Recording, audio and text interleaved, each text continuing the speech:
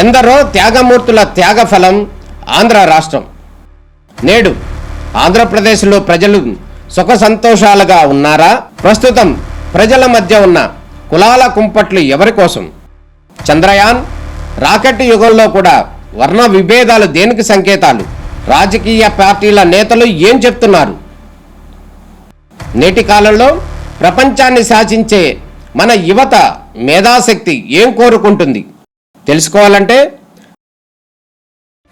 ఆంధ్ర యువగలం. ప్రజల మాటే మా నోట. ఈరోజు మంగళగిరికి వస్తున్నా. మంగళగిరి మామూలుగా అయితే ఫస్ట్ టైం, దీనికంటే మంచి సీట్లు ఉన్నాయి. మంచి సీట్లుంటే ఎలక్షన్లు వచ్చాయి. నేను ఆ రోజు సజెస్ట్ చేశాను, మంగళగిరిలో ఇంతవరకు మనం గెలవలేదు, ఒకేసారి గెలిచాం.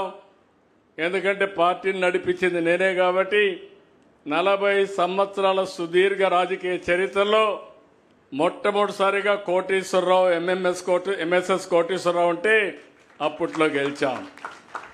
తర్వాత గెలవల. ఒకసారి సిపిఎంకి ఇచ్చాం, ఒకసారి బీజేపీకి ఇచ్చాం. ఎప్పుడు ఈ సీటు మీద మాకు కొన్ని గొడవలు కూడా ఉండేటివి సిపిఎం సిపిఐ మధ్య. కానీ ఇవన్నీ చూసిన తర్వాత మనం గెలవలేదు, మన కార్యకర్తలు హుషారుగా లేరు కాబట్టి లాస్ట్ మూమెంట్ పోతున్నారు కాబట్టి ఆలోచించమని నేనైతే సజెస్ట్ చేశాను. సజెస్ట్ చేస్తే కాదు నేను ఇక్కడే నిలబడతానని నిర్ణయం తీసుకున్నారు. నేను అలో చేశాను. అది అయిన తర్వాత 5,000 ఓట్లతో ఓడిపోయాడు. ఓడిపోయినప్పుడు అన్నాడు, నేను ఎక్కడైతే ఓడిపోయానో అక్కడే భయంకర అద్వితీయంగా గెలవాలి, మంచి మెజార్టీతో గెలవాలని పట్టుదలతో ముందుకు వచ్చాడు.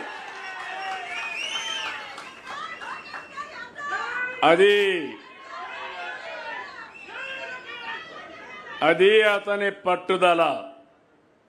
మీలో కూడా సమస్యలున్నాయని పారిపోతే సమస్యలే మనల్ని ఫినిష్ చేస్తాయి. ఏదైనా సరే ఒక్కొక్కసారి కలిసి రాకపోతే కలిసి వచ్చే మార్గాన్ని కసిగా పనిచేయగలిగితే అది సాధ్యమవుతుంది. అది లోకేష్ ఈ నియోజకవర్గం నిలబెట్టాడని చెప్పి కూడా నేను మీకు తెలియజేస్తున్నా.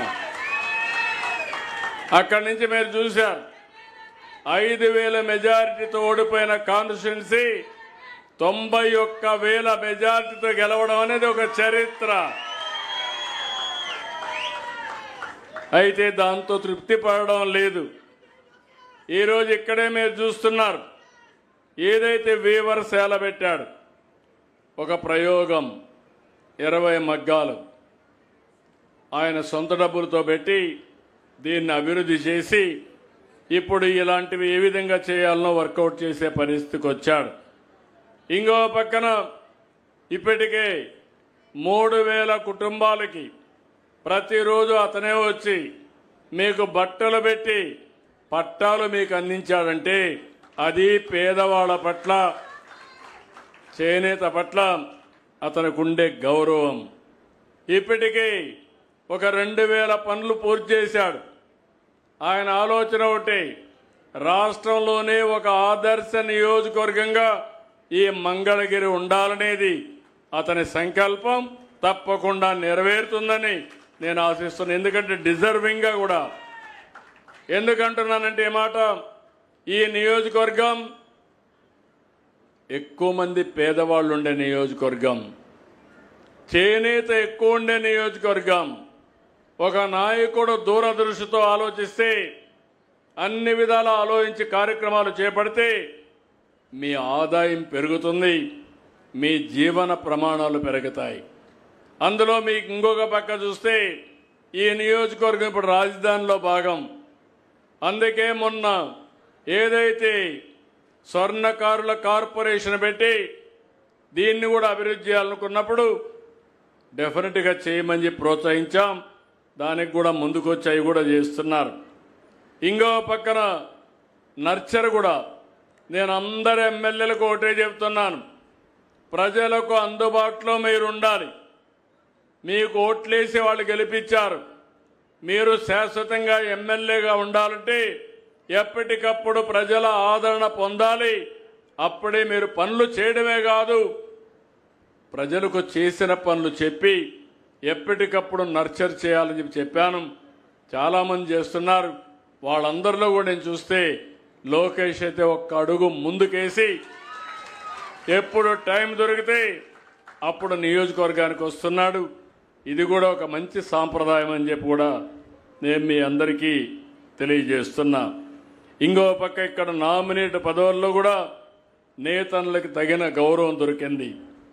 పద్మశాలి కార్పొరేషన్ నందం అబద్దయ్య ఫస్ట్ నుంచి పార్టీలో ఉన్నాడు, నమ్ముకున్నాడు, పెద్ద మనిషి, అందుకే పార్టీ గౌరవించాం. ఇంకో పక్క మీరు చూస్తే డైరెక్టర్గా కందుల నాగార్జున, ఇంకో పక్క టీటీడీ బోర్డు మెంబర్గా తమ్మిశెట్టి జానకీదేవి. ఈ ముగ్గురిని కూడా మనం నామినేట్ చేసుకున్నాం. ఏపీ ఎంఎస్ఐడిసి చైర్మన్గా జనసేన చెల్లపల్లి శ్రీనివాసును కూడా మనం నామినేట్ చేసుకున్నాం. ఇవన్నీ కూడా మీరు చూస్తే ఒక పక్క ఎవరైతే ప్రజల కోసం కష్టపడ్డారో, మంచి మెజారిటీ సాధించారో అలాంటి నాయకులను కూడా ప్రభుత్వంలో భాగస్వాములు చేయాల్సిన అవసరం ఉంది. అందులో భాగంగానే ఇవన్నీ చేశాం. ఈరోజు నేను ఇక్కడ మీ అందరినీ చూసిన తర్వాత చాలా సంతోషం. ఎందుకంటే ఎన్నికల ముందు అస్తవ్యస్తమైన ఆర్థిక వ్యవస్థ, నేను ముఖ్యమంత్రి కావడం మొదటిసారి కాదు, 4వసారి ముఖ్యమంత్రి అయ్యాను.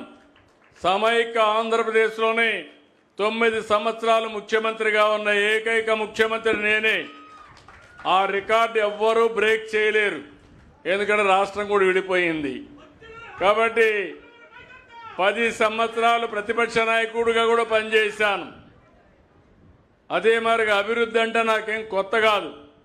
ఈరోజు ఆ రోజు చూపించిన చొరవ, దేశంలోనే నెంబర్ 1 సిటీ హైదరాబాద్. అది ఆ రోజు నేను వేసినటువంటి ఫౌండేషనే. కానీ ఈరోజు ఇక్కడికి వచ్చినప్పుడు ఫస్ట్ టైం నేను చూస్తున్నాను, ఎంత లోతుకు పోతే అంత అఘాతం కనపడుస్తూ ఉంది.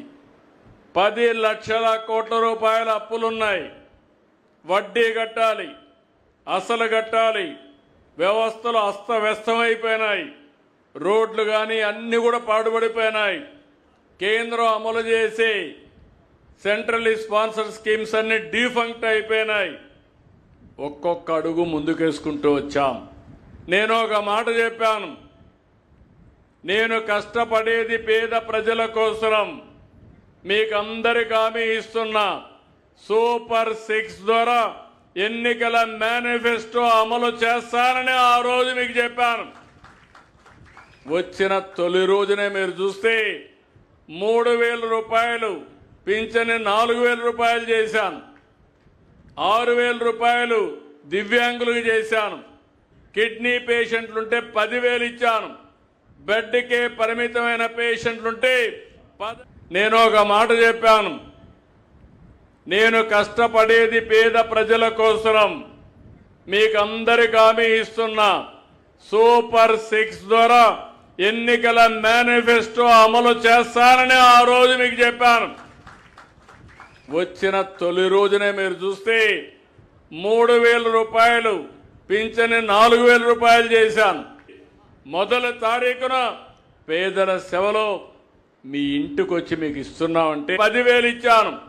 బెడ్కే పరిమితమైన పేషెంట్లుంటే 15,000 రూపాయలు పింఛన్ ఇచ్చే ఏకైక ప్రభుత్వం, మానవత్వం ఉండే ప్రభుత్వం తెలుగుదేశం ప్రభుత్వం.